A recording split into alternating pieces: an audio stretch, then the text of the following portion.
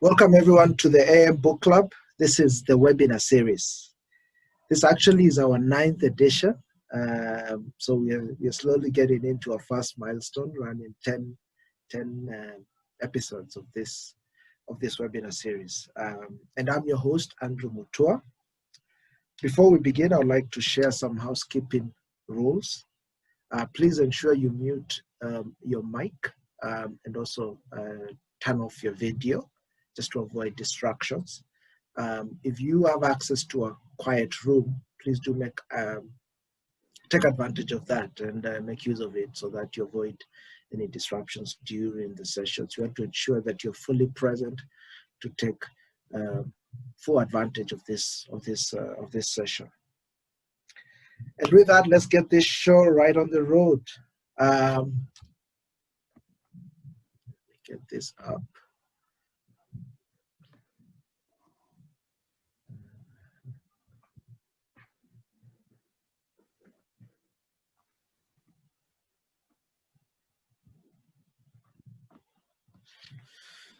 So before we begin, for those that might be joining us for the first time, I'd like to take a moment and introduce them to the AM Book Club.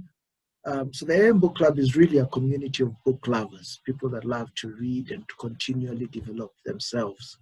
We're really built on these 3 key principles. Books are really a channel through which we self-educate ourselves. We learn from others. We develop relationship with mentors, either near with us or even far and wide. So books is really a good way to continually develop yourself. The second pillar is mindset. Mindset is really premised on ways in which we can develop mindsets that serve us best. Develop mindset that help us live the best versions of our lives every single day. And finally, business. I think we each have a profession, a career, either we run our own business, and we need to continually develop and figure out ways in which we can always be able to deliver value in exchange for money. And through business, we get to learn a lot of things. And through this webinar series, this is one way we continually develop ourselves on that sphere of our lives. A little bit about myself. I'm the co-founder and executive director of Alternate Limited. Alternate Limited is an ICT firm whose mission is really helping organizations enhance their productivity by digitizing their business operations. We've been in business for the last 7 years. We serve the mid to large size business end of spectrum, and this cuts across various sectors, from financial services to manufacturing to non-profits, across the board. We really help organizations really move from a paper-based, manual-based processes or systems to more of an online digital business processes, which help them do more with less. I've been in the ICT space for the last 15 or so years. I've been worked across various sectors. I started off in the telecom area, went into a bit of the hospitality, and more recently in the non-profit sector before I took the plunge and went into running my own business. I am also a blogger, and you can find me on andymutua.com. This is where I review books. I read and review books, and you find quite a host of them. I'll actually be putting out a review of Daisy's book, Beyond 8 to 5, The Critical Lessons by Retrenchie. So look out for that. And you can find me or you can contact me through those channels, my email address, my company website, or through my blog. And with that, let's go straight to it. Our session for today. Wow, this has been someone I've been looking for quite a while. She's quite been hard to get. And really this speaks to somebody who is really quite involved in a number of things. Daisy. She is an author. She is the founder of the 825 initiative. She's also a Rotarian, and she is the president of the Rotary Club of Nairobi South. So you can imagine she really juggles quite a bit, and she's also a wife and a mother, and I could bet she has quite a number of other things that she's handling that really take up her time. And really, it's a pleasure to have Daisy come speak to us. She has quite a powerful story, which she documented in her book called Beyond 8 to 5, Critical Lessons by a Retrenchee, where she spoke about her experiences and the lessons she gleaned out of it following the episode where she got retrenched from her job. And I look forward to what she'll be sharing with us, because it's really from that she was able to learn quite a bit. And she has been really on a mission to help quite a number of people that either might end up into that situation. We all know change happens. We are now in the midst of this global pandemic, and change has been forced on us.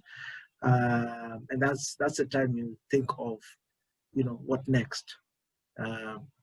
So I'm really looking forward to this session. And with that, I would like to welcome Daisy Nyaga to come speak to us on this topic of building fallback plans. Karibu sana, Daisy. Right. Thank you very much, Andy Mutua. I'm greatly honored to appear in this webinar, which is your 9th edition. I have been following the great guests that you have been bringing us, and we end.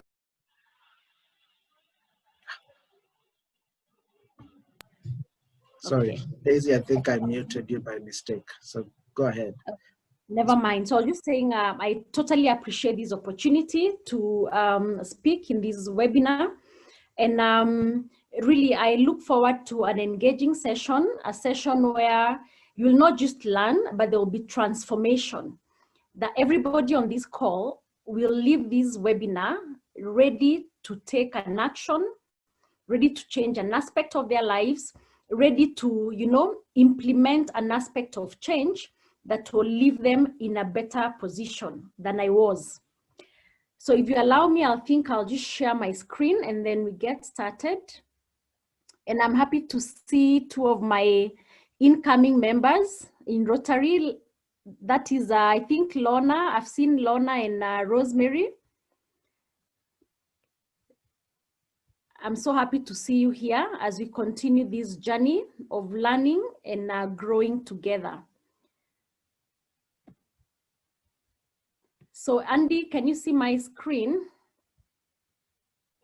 Yes, we can see it. Okay, great. So I'll be taking us through what I'm calling building fallback plans amidst life's uncertainties. And there could not be a more relevant period than this to talk about this, fallback plans. So my objective at the end of my 15-20 minutes is that we will all understand why we need a fallback plan. And number 2, we all need to understand how we can establish one in the event of either a job or a business loss. Okay, so this is not just relevant to employees, but business people as well, because your business employs you. Your business is the source of your living. So I want us to approach it with an open mind. And at some point, I know I'll be doing a very short survey, and I request that we all participate. It is anonymous, because that will help us to best understand what it is that we are talking about. So very briefly, my story: I once worked with the airline, Kenya Airways, as a flight attendant. If you see shiny foreheads, this must have been a night flight, probably from Europe, and all the passengers must be deeply asleep. But we are trying to keep our smiles going in the galley. The galley is the kitchen in the aeroplane. So I worked there for 7 years. But unfortunately, that came to a very abrupt end in 2012 when we were suddenly retrenched. And I say sudden because, as for me, I reported from a flight. I was coming from Amsterdam, and on landing into Nairobi, I got a message that there was a very urgent meeting. And lo and behold, we went for a meeting at 2 o'clock and we got our retrenchment letters. So it was that sudden. So in the morning, you're on duty. By 2 o'clock, you're no longer on duty. There are those of us who actually left their houses. They went to report at the airport, but their names were not on the check-in list. That is how sudden it was. There are those who that day, they woke up, they checked in, maybe they got to the airport around 6 a.m. They went through the airport check-in, but by the time they got to the flight, they realized their name was not on the manifest. You know, the manifest is what shows the list of the crew that is accompanying that flight.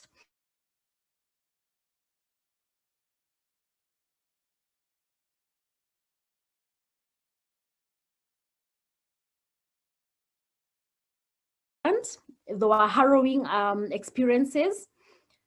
But out of that, I am able to sit here with all the confidence and share with you a nugget or two on how that we all can build fallback plans. I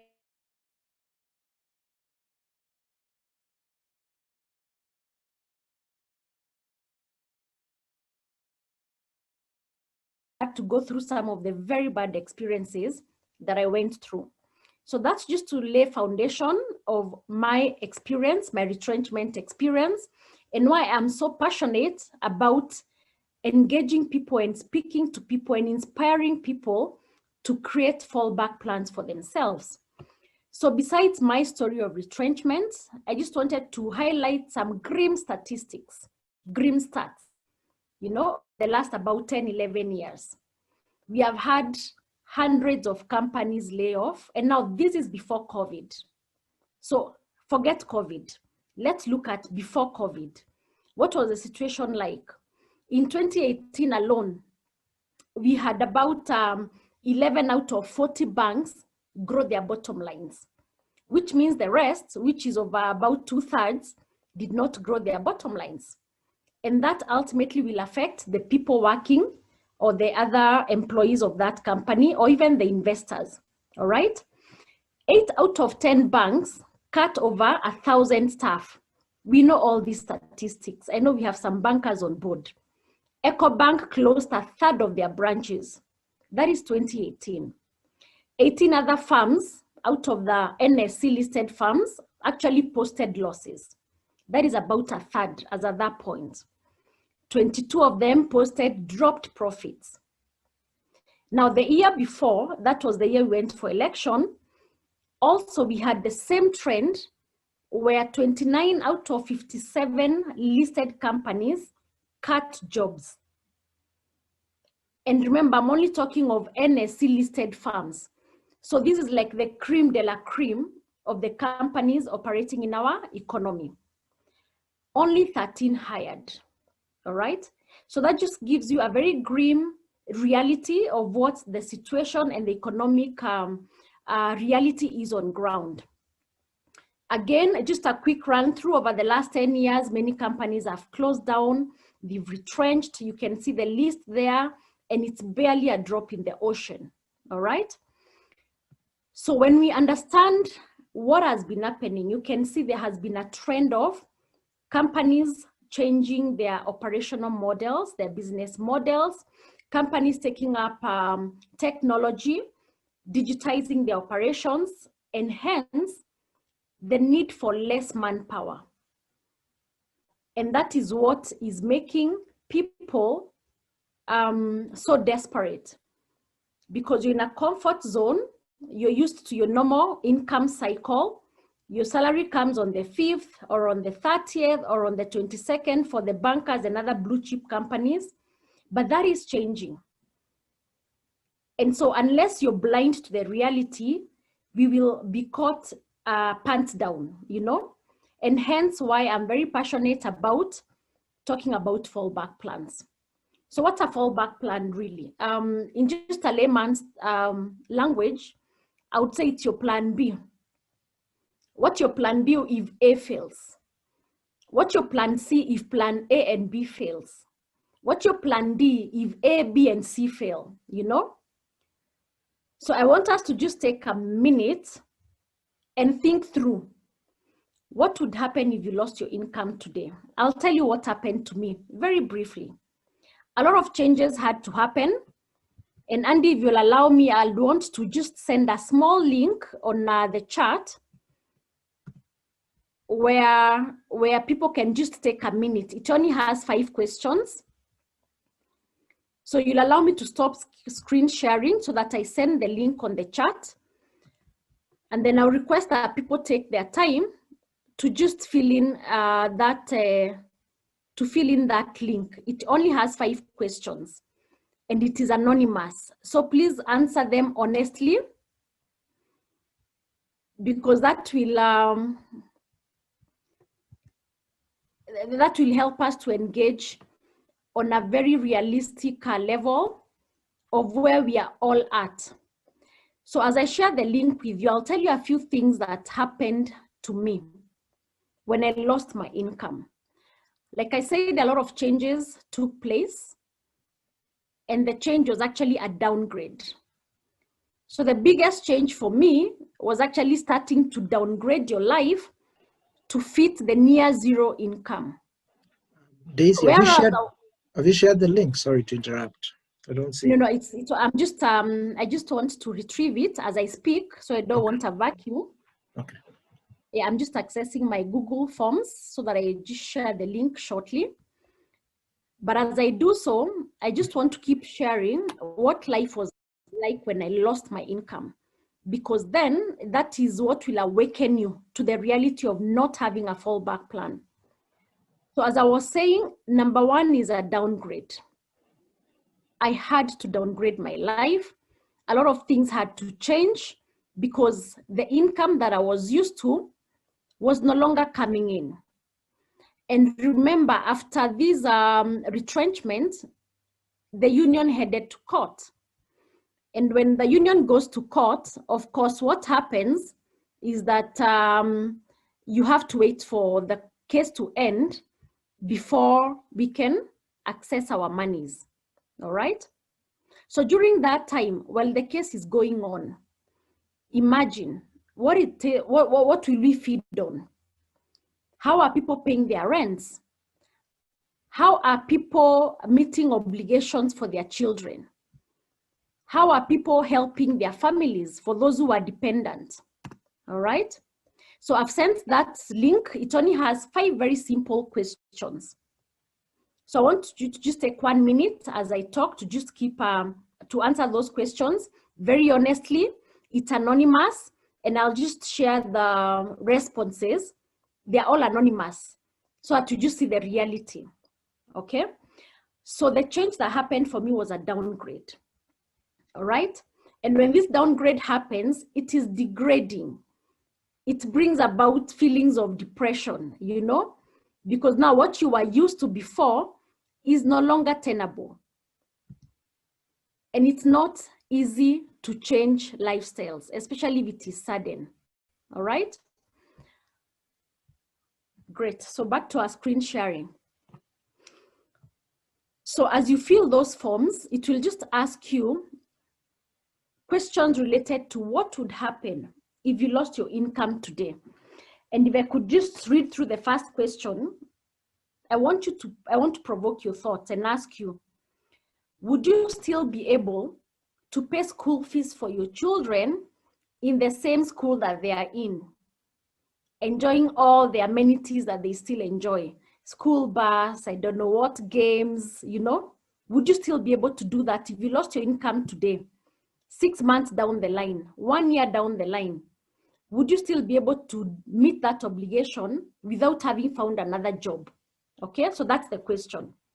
Question number 2, 6 months down the line or 1 year down the line, would you still afford the rent for where you're living currently if you lost your job today and you haven't found another job?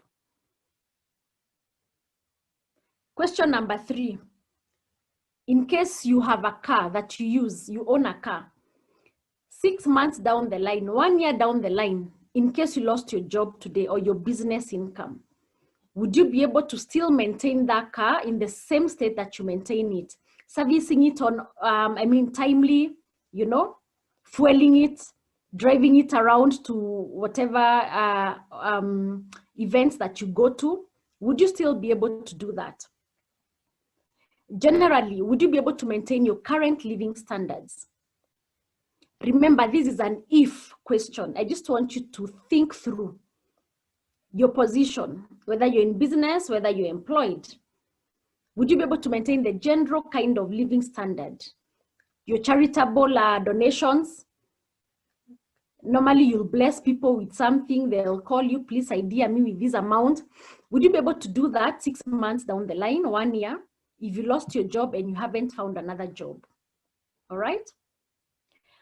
So I believe you have taken a minute or two to just answer those questions. They're anonymous. I'll just share the answers much later so that we all come to the reality of how much we are living on the edge, and how unprepared most of us are of sudden life's occurrences. Now, remember, when we are building fallback plans, it's not just about your salary. It's not about your business income. These changes could come out of a health challenge. 1 minute you're whole, the next minute somebody has been involved in an accident and they're no longer able to work, they're no longer able to go to business. 1 minute you're healthy, the next minute you have a serious diagnosis. So when you're talking of fallback plans, let us look at an all-round view of our lives. It's beyond the monies.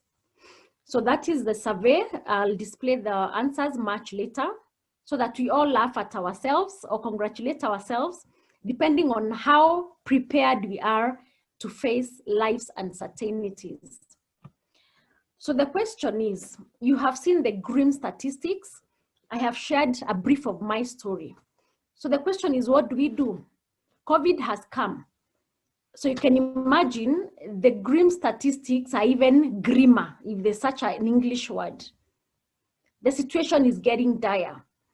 Business models are changing. We've seen a shift to near total digital operations. Banks have closed branches because now the distribution channel has become online banking and mobile banking, So there's so many dynamics that's changing. And the question is, what do you do? And my answer to that, and my challenge tonight, is that you take full charge of your life. Taking full charge means you take responsibility. You get to a point you tell yourself, yes, this is the reality on ground. My company could, it's unexpected, anything could happen. My business cash flows could change, and I am aware of that fact. But despite of all these uncertainties, I will choose not to be caught unawares. I will choose to take steps that will leave me in a much better position to handle any of these uncertainties. So that is my challenge for you tonight.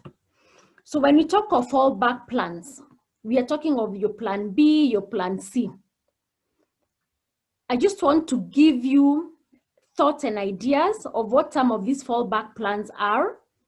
And then you go and sit down with yourself, call yourself for a meeting and decide which way do I take? Because not everybody of us can do one thing, all right? We all have different strengths. We have different capabilities. And so my challenge is, after we've discussed all this, you will take time to just go sit down, meditate, look through your strengths, do a SWOT analysis. What are your strengths? What are your weaknesses? What opportunities do you have? So in my fallback plans presentation to you, I'll give you 2 options. I'll share with you 2 ways to go about it in developing a fallback plan. We say the fallback plan is plan B if A fails, or plan C if A and B do not work out. So that means you're always ready with an alternative, So in my first option, these are some of the fallback plans you can adapt, but they require operational involvement. You are directly involved in starting this and in making it work for you, all right? And then in option 2, we will look at those plans which do not need your operational involvement. So that once you do your analysis of your strengths and capabilities and your weaknesses, then you decide, for me, I think, let me start off with this one. And then I will build on to the other fallback plans. So to start us off, there are some, I think I'm showing 4 options that I want to throw onto you, but all these require you to be actively involved to make it a success and to make it work. Number 1, you can decide and purpose to develop yourself, your career, such that even if the worst happens in your workplace or in your business, there's that skill that you have that will make you adjust very easily or get onto another opportunity. So I want to challenge every one of us on the call to ask themselves, how can I further develop my profession, my career, you know, my occupation, my vocation? What extra course can I take, you know, just to put me above par, to give me a competitive advantage in the market? What skills do you need to sharpen? What skills do you need to take up? So with the growth of, for example, the technological advancements currently, any skills around the subject of technology, and I know Andy is a witness to that. That is a highly sought after skill. Skills around the subject of technology, digital marketing, I don't know, coding, coming up with websites, funnel marketing. So any skill, if you have an interest in technology, you need to take up these skills and sharpen these skills, which are now high in demand, all right? So you can consider your career development as a fallback plan. And I'll tell you one thing, possibly let me use someone like Igathe. At least we all know him. I don't think there's a day Igathe slept without a job offer on his table. Yeah, because I believe he's a valuable employee to have.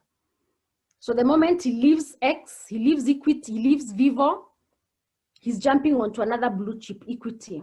He leaves Equity, I don't know, NMS, Nairobi County, want him. The moment he thinks of leaving, somebody else has already taken him up. I want to challenge you. Are you a valuable employee? Are you a valuable employee? And I always tell people, and I tell myself, be like that dream house girl, you know? For the ladies on the call and even men, we all dream of having this wonderful DM, domestic manager, our house girl, who will take charge. Even if you didn't tell them what to cook, you're hoping that when you come home, they've already cooked, they've sorted the menus, they took responsibility. So are you that kind of an employee in your workplace? Where you're entrusted with a role, are you that kind of a person? So be valuable in your role, be valuable in whatever it is that you do. And I always challenge people and tell them, I know we always complain, mishara ya Nairobi, you know, Nairobi salaries, of course, we always say nobody will ever pay you enough for what you do. That is very true. But I always tell people, work as unto God, as the good book tells us, and God is a rewarder. So be valuable. Take up courses. We have a lot of online resources currently. I mean, there's a whole list, Andy, which I have, which I can send you later, of universities and websites that are offering so many free resources. So take up courses, sharpen your skills, and be valuable. So that is the first fallback plan that you can opt to do. Should you lose one job, you're valuable enough to knock onto the next door and you will not be out for long. Great. So number 2 option that I'm offering is that you can consider real estate investments. But this again will require your involvement. So Kenyans, I know we're obsessed with buying plots, seeing what were to plots and developing plots. So my question is, when we get our income and your business income, when you get your profits at the end of the week, at the end of the month, have you thought of putting aside something for such an investment? Oftentimes we say it's very expensive, or real estate needs a lot of capital. Could be true, could be false, depending on where you're at. But the thing is, identify what is within your budget and start working towards that. James Mwangi's story really challenges me. Right now, we marvel at the hundreds of millions of his worth in Equity Bank. But has he built that in a day? Has he built that in a year or 5 years? It is much longer than that. So even for us, as we think of fallback plans, I want to challenge ourselves. At the end of this month, this October, start relooking at your budget and ask yourself, is this a fallback plan I can consider? That I start putting aside some investments for a rainy day. Again, this is a decision that will need you to look at what you have and what you are able to afford. But this is an option that you can consider. I know people that during COVID, they had some plots in some very, far away places, but that has become their lifesaver.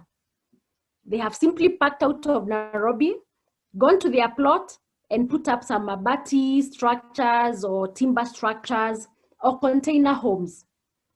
And rent is off their back. The landlord is off their back. So my challenge is, let us look into how you can get into real estate investments. You can buy and hold. You never know about tomorrow. If you have the resources, buy and start developing, all right? And that's a topic all on its own. So I move on. Another fallback plan that will require your direct involvement is you can start a business. And nowadays, I don't like calling them hustles. Yeah, these are not hustles. Start a business. Don't start a side business, start a business. Because sometimes when you talk of side businesses, it's like, it's not too important. That's my interpretation. I'll only give it as much effort as, as I want. But when you put your mind into, I want to put my energy, my extra time into building a business that can support me fully, then everything changes. How you think about it, how you manage it, how you recruit staff to work in it while you're still working, it changes. And people, it can work. I know a lot of excuses. Oh, kazi ushikana sana, we are too busy. Running a business while still employed cannot work. It can work. And whereas I wouldn't say I've reached there, I have walked the journey of doing business while still employed. But it takes a lot of taking things professionally. Like for me, what works for me is I've outsourced a lot of services. So for those who may already are on my social media platforms, Beyond 8 to 5, there's a lot of engagement, but I don't do it morning to evening. I have somebody who is specialized in that to manage those platforms. Because if I decided it was a side business, I'll juggle job and I'll juggle the business, it will not work, it will fail. So when you're thinking of starting a side business, think, can I employ somebody and put in place the system for them, guide them, be now the vision bearer. Just as a boss is giving the vision and setting the systems in your workplace, now be that boss in your business. Empower one person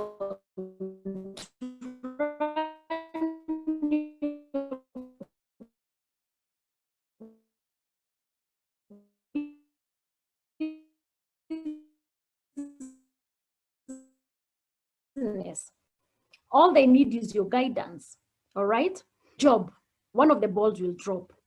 So I am challenging us to think of starting a business, but with a different perspective. The perspective of, yes, I will empower one person, 2 people to run with this, and I am the vision bearer.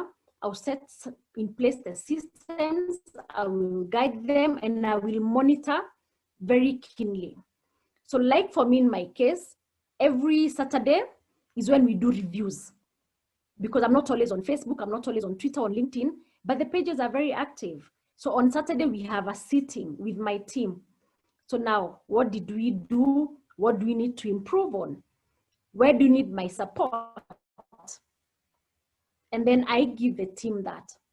So I am slowly building my business empire while still holding down a full-time job, because I learned the hard way.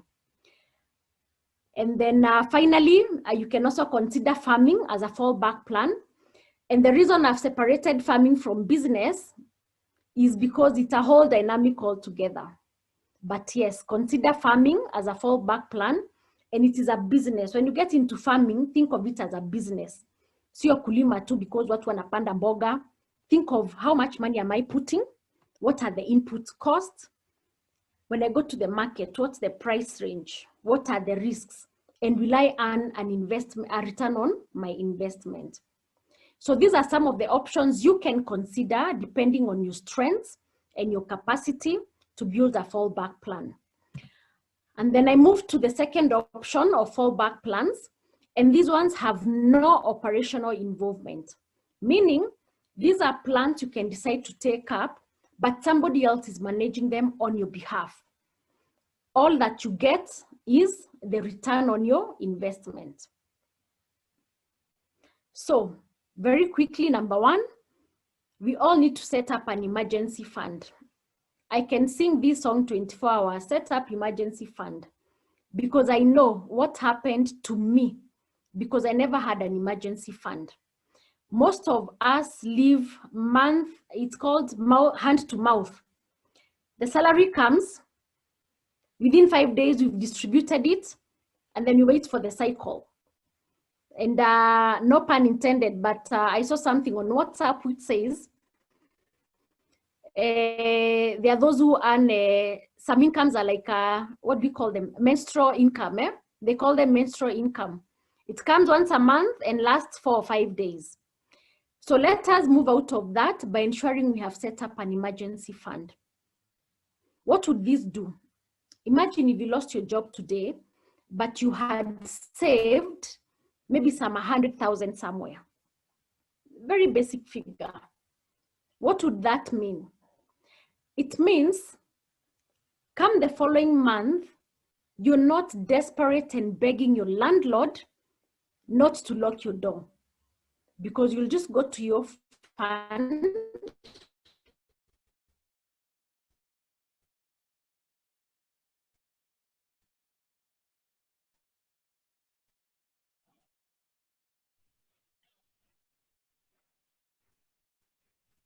Hi, Daisy, are you there? and pay rent. Because Daisy, I think we lost you there. Yes. Could you kindly just pick up from where you lost, talking about emergency funds? Okay, yeah. So I'm saying we need to set up emergency funds, because what it means is, should you lose your job or your business income, we've heard of business fires, cash flows change, customer tastes change, and you're left with debt stock. So if your income flows are affected for whatever reason, whether it's a health issue, it's a job loss, business dynamics, policy changes, I mean, just like it happened with the polythene bags. Some people had so much stock and then the following day it's illegal, for example. That's a policy dynamic that has affected your inflows. So should that happen and you have an emergency fund, this is your fallback plan, because it means you're not too desperate to live tomorrow. You won't be desperate to pay your rent for the following month as you figure out a way out. Your kids will not be kicked out of school because you can't meet the fee obligation. So it's very important that we set up an emergency fund. And now we are normally advised to put in about 3 to 6 months worth of living expenses somewhere where there's it's easy to draw back your cash.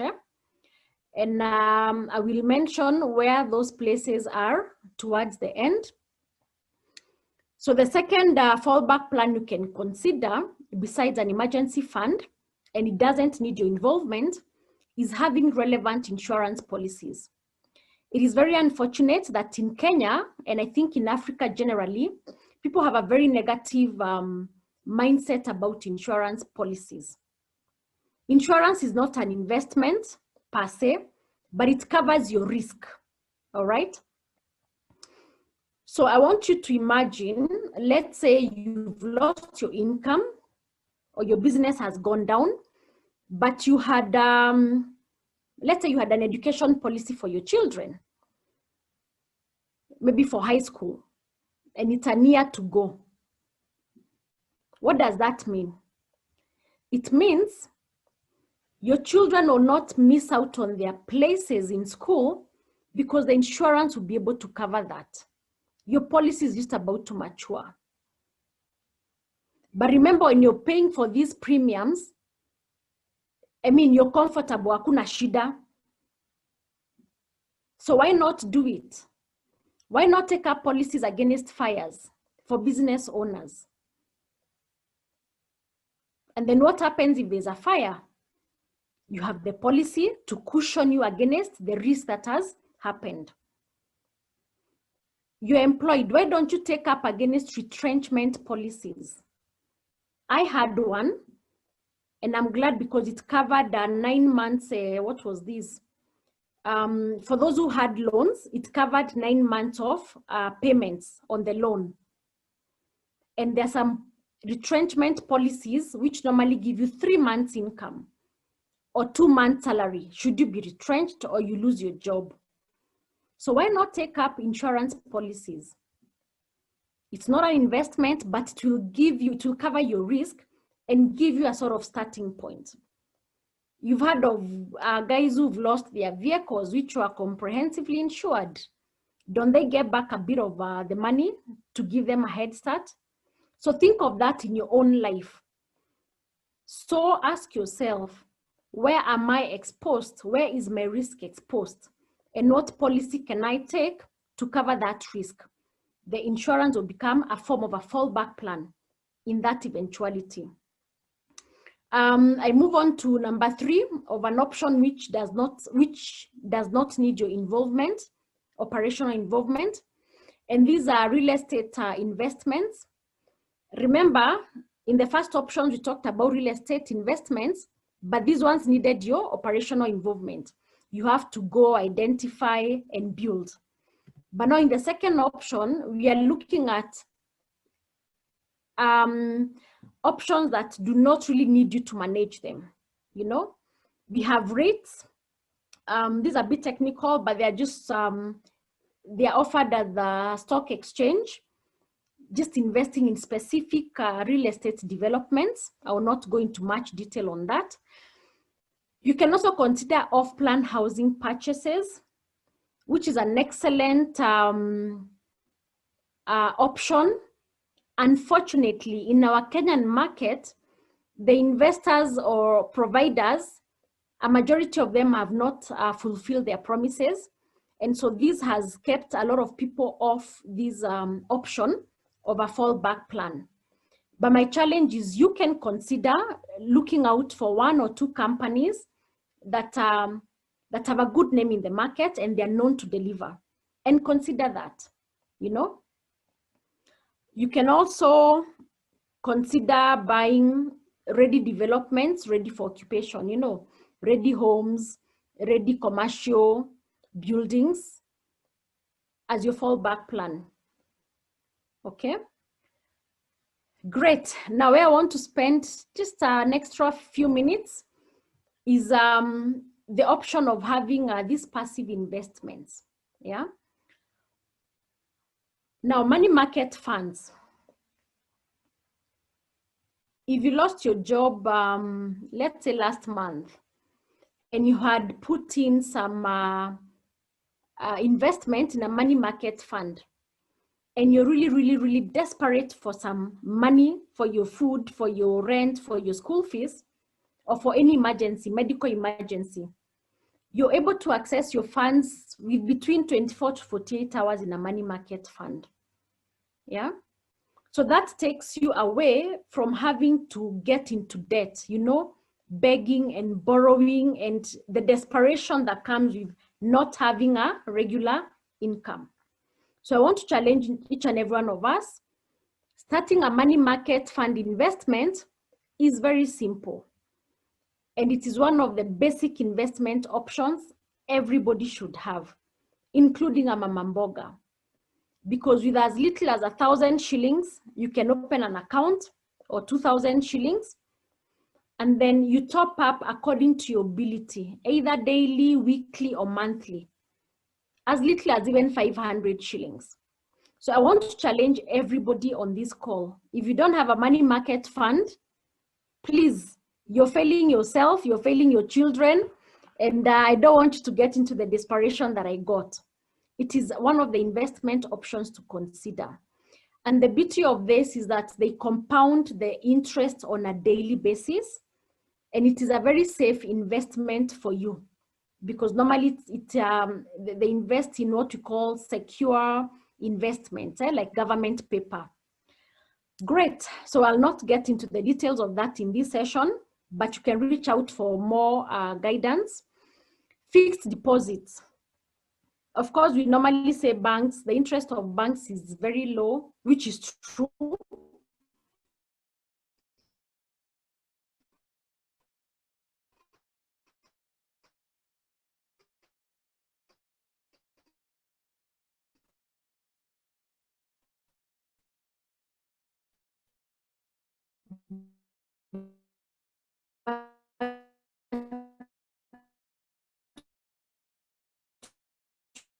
We also have a few higher interests for fixed deposits. So you will not be. So this is also an option to consider. And of course, it means that you do a bit of your due diligence and your returns on investments to see where to put your money. Another favorite with Kenyans is the SACCO investments. So your shares, your savings. On a rainy day, this could save your life. Okay, having some SACCO shares somewhere earning you an interest, earning you a dividend, or some SACCO savings somewhere that you can always retrieve. It is a fallback plan, because again, the desperation will not be there if the worst comes to the worst. Treasury bills and treasury bonds, again, these are very safe investments that you can consider. And I want to tie the emergency fund with these passive investments. What I normally advise people, those that are engaging, and from my experience, you can save your emergency fund in something like the money market fund, because that you're able to access within 24 to 48 hours if the worst came to the worst. Or you can do treasury bills and treasury bonds. In that, you've lent the government your money and they'll return it to you with an interest. So that's a safe investment, all right? Now the money market fund, what happens, they still buy these treasury bills and bonds. Only that with the money market fund, they consolidate funds from many people, from Daisy, Andrew, Coletta. So your 1,000, 2,000, 3,000, when it gets maybe to 500,000 or 1 million, now they go and buy these treasury bills and bonds from the government. Then when the government pays the interest, then they divide it amongst us, the people who gave that collective fund. So in a nutshell, that is it. So those are the options I would want to give and to just throw onto you to think through. What is it that you can start doing now? Like tomorrow, you open your shop, you make a small profit. Can I open an MMF fund? Can I start considering a policy that you need to have, but you've been dismissing somebody because of lack of understanding? So those are the two options. Look through these plans which need you to be directly involved, and look through these other options which are managed by somebody else, but they leave you at a better position to pick yourself up in the event of a sudden life income loss, a sudden health challenge. And as I come towards the close, for those of us that in workplaces, I want to just jog your mind a little bit, I want to challenge you to identify and utilize opportunities at your workplace. Many times we complain, you know, oh, this work, oh, the reporting hours, the boss, you know, the salary is never enough. But there's so much more that the workplace offers you, that if you have an inner eye, you'll be able to identify and to mine that to your advantage. So some of these things, how many of you have been given sponsored trainings by your employer? Very many. You're always being brought to a training, sponsored to trainings. Do you attend that training just because your employer has paid for it? Have you ever thought that you can start utilizing that knowledge for your own benefit and outside of the workplace? That's a challenge. Your professional networks and contacts. How can you utilize that outside of the workplace to build yourself, to have fallback plans? You know, again, think through all this. There are people with exchange programs. I know companies that send their staff to their branches across the world or across the county. Maybe you work in Nairobi, you've been sent to Mombasa, you've been sent, I don't know, to Meru. How do you utilize these programs and the knowledge and the experience that you're getting to build yourself outside of the workplace? All right? Company-sponsored discounted services and products. Some of you have these benefits. So I'm just challenging you after this. Go and sit down and ask yourself how much it is that I have at the workplace that I have been blind to. You're only looking at the salary. You're like, hii mishahara ya Nairobi man, haitoshi. Yet you have so much more that you can actually mine and make money from that has been given to you for free. Travel opportunities. What do you do when you're sponsored on travel? Do you just go mumbling and grumbling? These guys are sending me out on a Saturday. I should be home with my family. Yes, that's a price to pay, but look at the positive. Who are you meeting on these travels? What contacts are you making? What are you learning? What can you bring from out there? The ideas, products, services. So there's so much more. Research and new development opportunities. Maybe your company has, maybe you're in that line of research and development for your company. Is there a way that you can use some of that knowledge to benefit you without a conflict of interest? I know of somebody who's now doing business, I think in 4 African countries, because the company he works for put so much money in research and development. Then a new management came and said, you know what, we are not proceeding with that. The guy has run away with whatever findings came out because it was trashed by the new government. As we speak, he's dealing in millions of dollars because he ran away with that information and he has implemented because it was part of the research and the development, but it has been trashed by the new management. Mark you, he's still working for that same company, all right? So that's a way of mining some of these opportunities. Marketing and advertising opportunities. I mean, there's just so much more. I'll not get into the specific details, but you go sit down and scan your workplace. Ask yourself what it is that is offered to me at my workplace and how can I start utilizing that? Can you become a consultant out there, an advisor out there with the knowledge that you've gained from your trainings? Can you use your networks, professional networks, to get you business for yourself or to get you higher paying jobs or to get you further training opportunities? So there's so much more, but this is a great challenge. You will not be able to build fallback plans unless you utilize all the opportunities at your workplace. They could give you an extra income. They could open doors for greater opportunities for your growth. So ladies and gentlemen, Andy, allow me to reach there. And just as I close, as Andy mentioned, out of that very nasty experience, I was inspired enough to write a book, which is right there on your screen, Beyond 8 to 5, Critical Lessons by Retrenchie. And in the book, I've highlighted checklists that will actually help you to think through some of these things that we have discussed and help you to put together your fallback plan. So as I close, I want to challenge you all to go out and build your fallback plan. Do not sleep tonight until you have started thinking through, what is it that I can do? Tomorrow when you wake up, what is it that I'll start researching on? So there's endless possibilities, whether you're employed, whether you're running businesses, whether you're running your own business, there are still opportunities around you running your own business. You just need to sit down and scan them further and identify them and ask, how can you maximize them? For example, for those who are in business, so that you also get a bit of value from this. Are you able to offer a related service line to what you're currently doing with a different pricing point? Are you able to offer maybe the same service, but at different pricing points or targeting different clientele, just to diversify your income streams? So there's so much more that needs you to just sit down and think through what it is that you have. And for sure, I look forward to hearing that you've been able to identify what fallback plan you will take up and that you're actually building upon.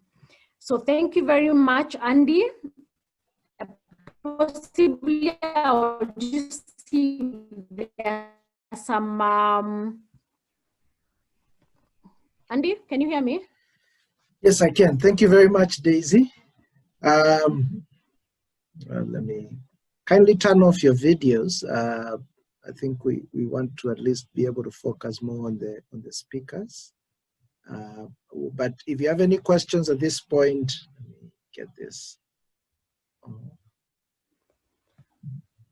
All right, Andy. So I've been able to access the survey that we've done. Yes. So far we have 6 responses. Only 5 questions. Yes. So let me read through so that we see what we are dealing with. Yes. You have any passive income? 50% have said yes, 50% have said no. Okay. Second question, would you still be able to afford school fees in the same school? Out of the 5 responses, 60% say no. You know, only 20% have said yes, and 20% have said maybe, I don't know, I'm not sure. So we are dealing with a whooping 80% who will not be able to still meet the same obligations in the same school. Let's see. The next question was about living in the same house, same estate, same locality. So 50% have said yes, and the other 50% no, maybe, I don't know.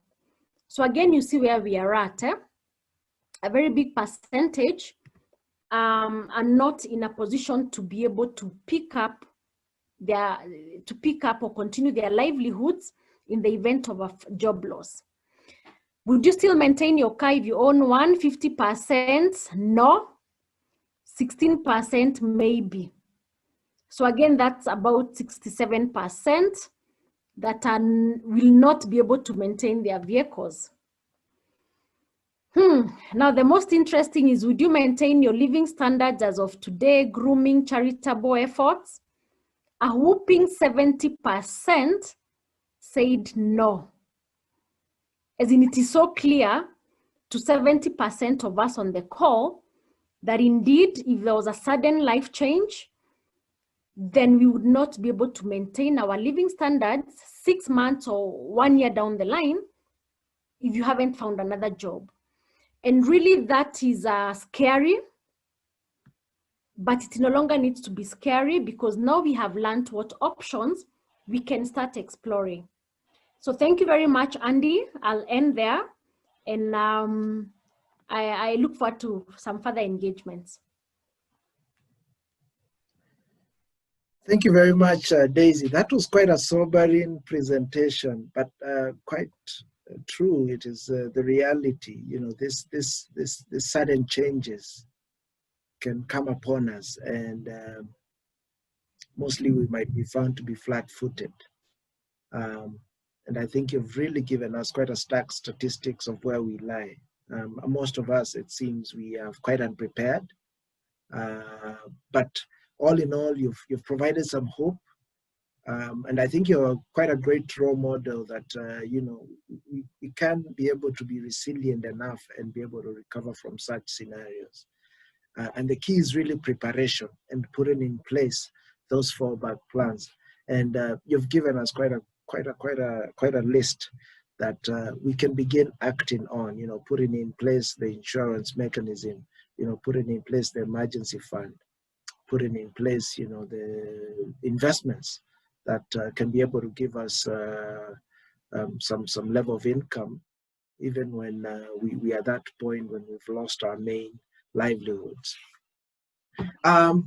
So I want to call on everyone now to, you know, begin. If you have any questions, if you wish to present them, just raise your hand, and you can go ahead and unmute your mic. I'll call on you.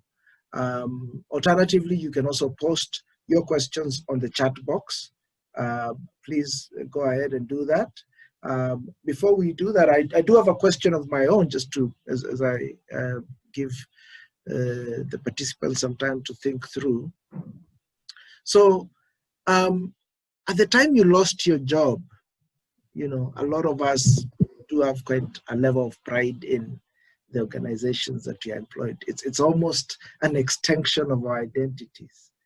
And you know, when you get that sudden loss of that job and association of the company that you are employed in, you know, many of us say, you know, I'm employed in a multinational, I'm employed in such and such a company. You know, it causes such a level of pride, and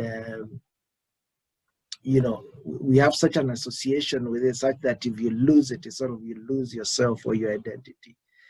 In reading your book, I got a glimpse of that you went through some level of, you know, realization of who you are, and realizing that, you know, you're not KQ, KQ is not you. How did you go through that point, and how did you overcome that point where you know, after losing the job and you are in such a major loss?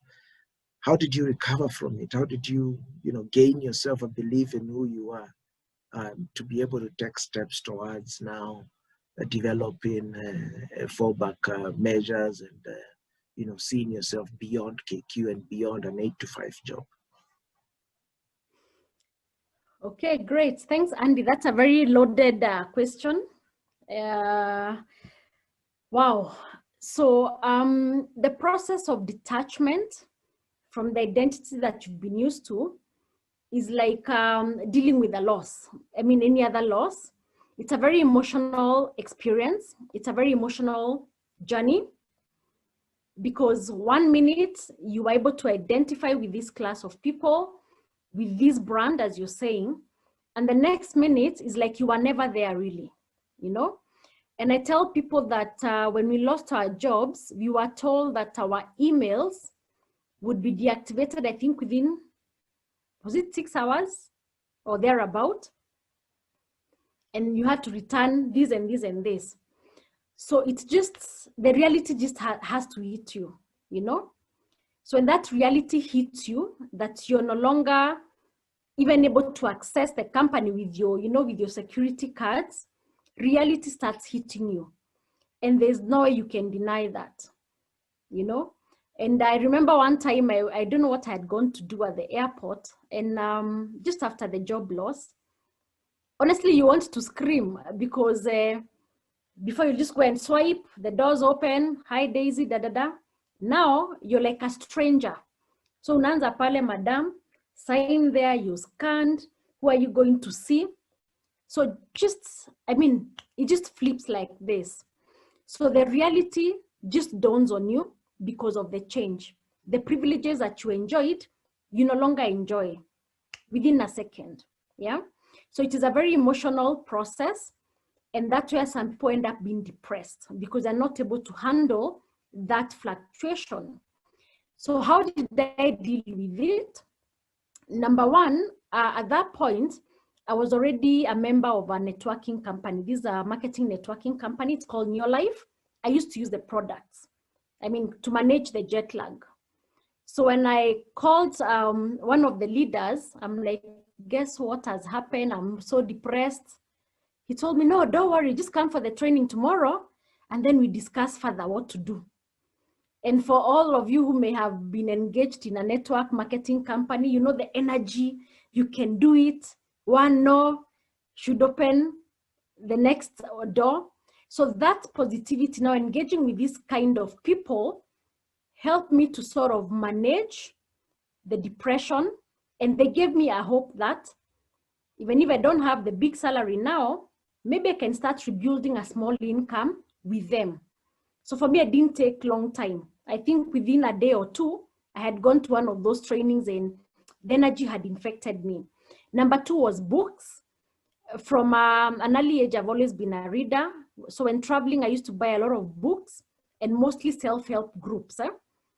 So I really immersed myself in the books that give you hope, books that now tell you, you can do it, you have what it takes, challenges can be surmounted. So reading books really, really helped me to overcome this.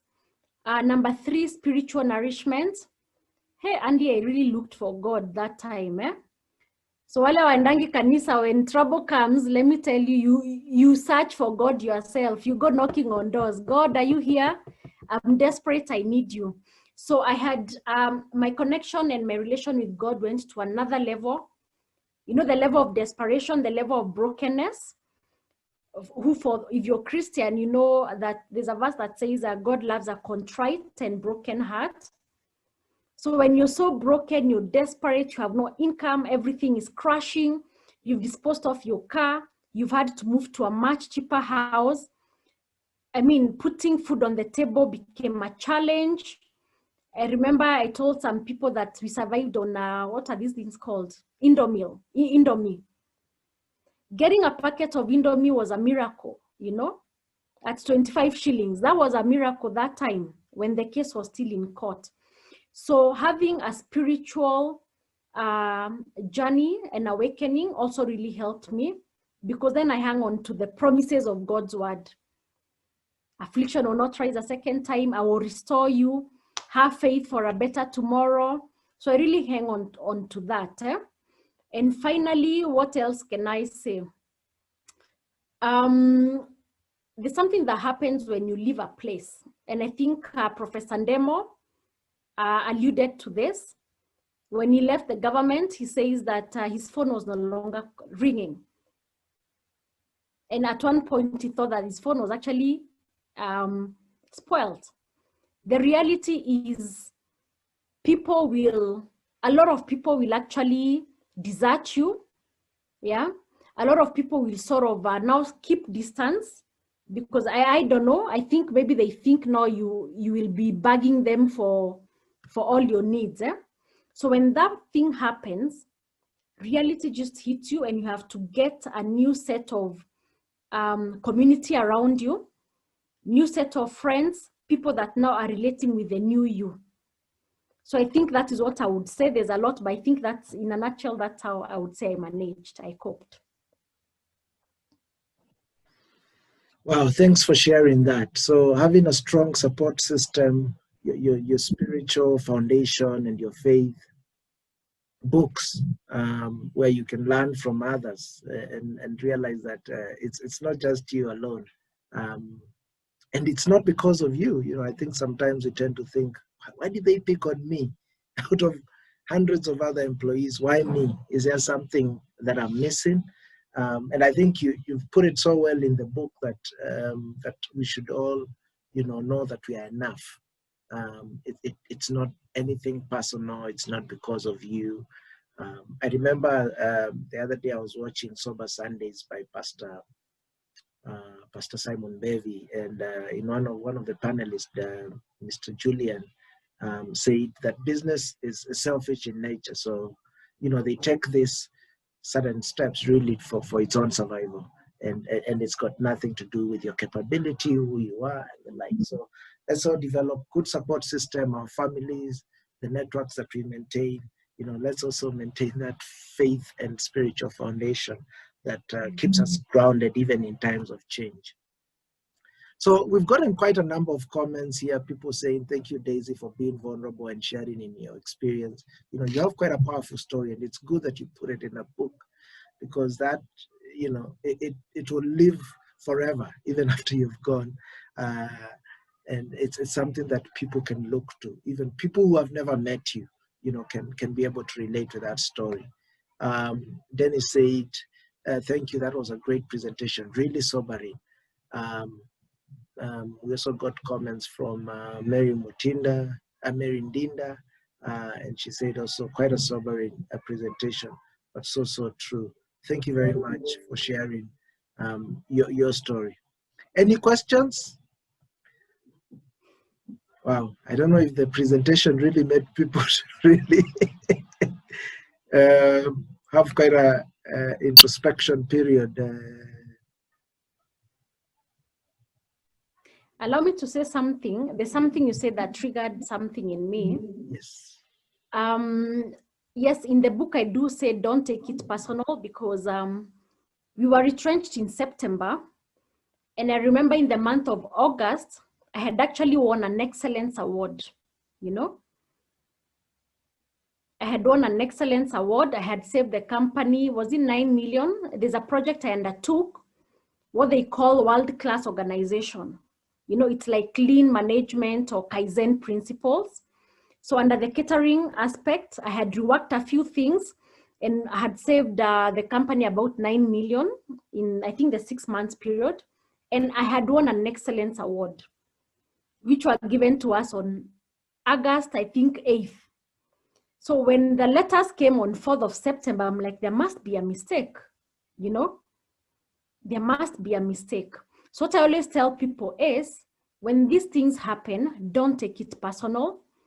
Just deal with it. And at the end of the day, God also could be, God is always ahead of you. He always uses whatever that's a negative situation, that very challenging situation, to always shoot you onto a better position. So once people acknowledge this, they'll be better placed to handle their situation and whatever challenge that still they are going through. But don't leave yourself to fate. Have a fallback plan. We don't want you so desperate and depressed. Yes. Thank you very much, Daisy, for sharing that.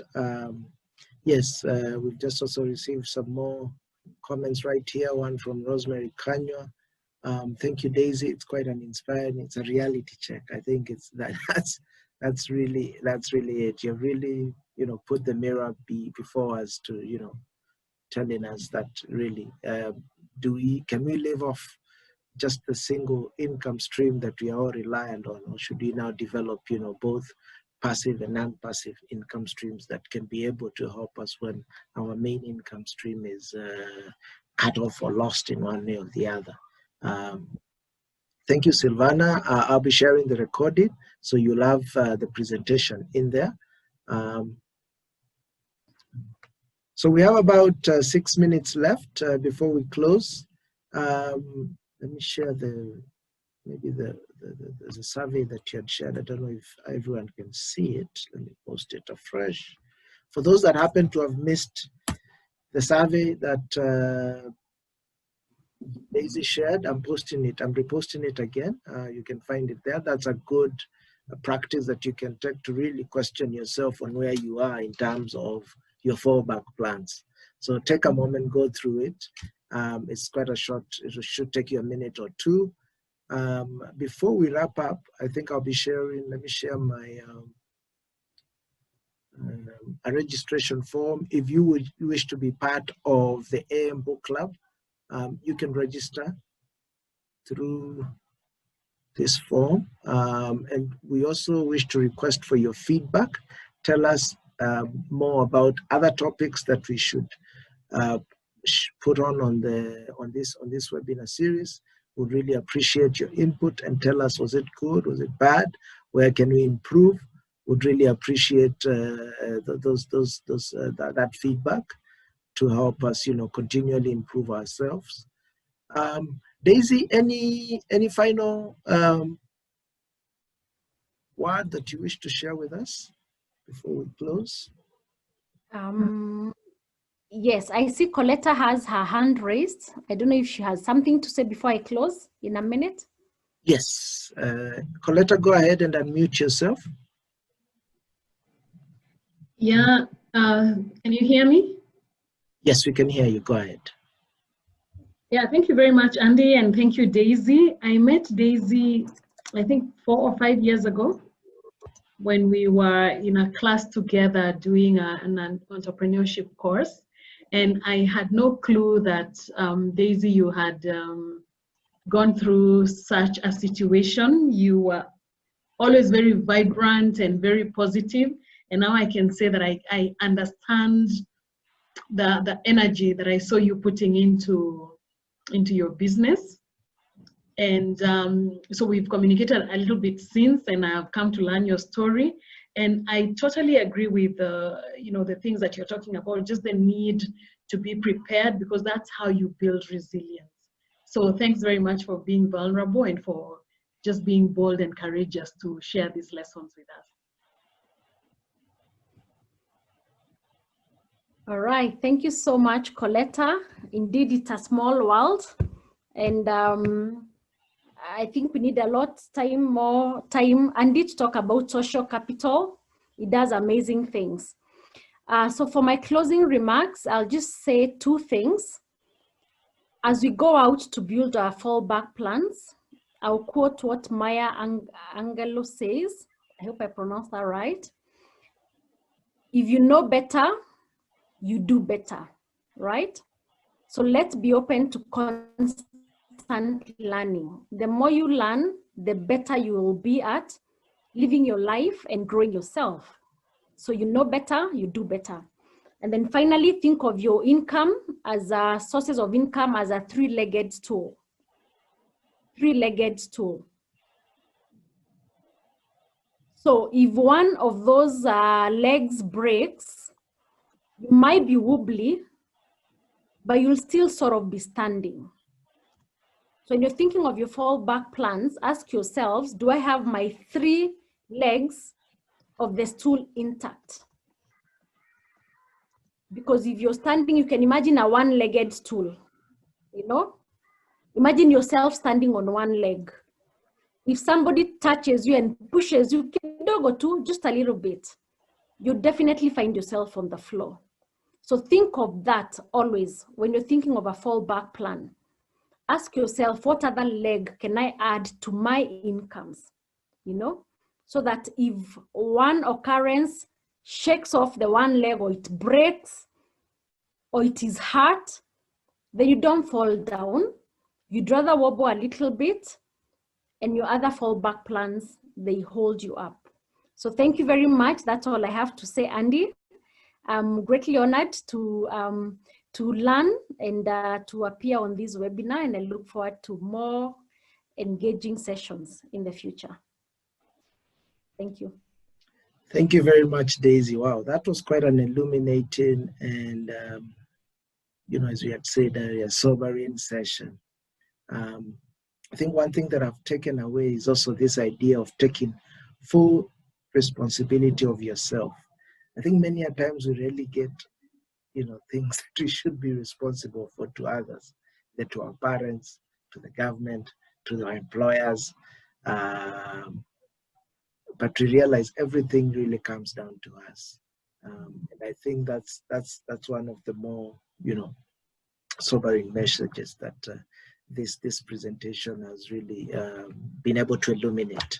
And I really want to thank you for dedicating your time, sharing your wisdom with us, and coming on to this session to present to share your story. How can somebody get the book?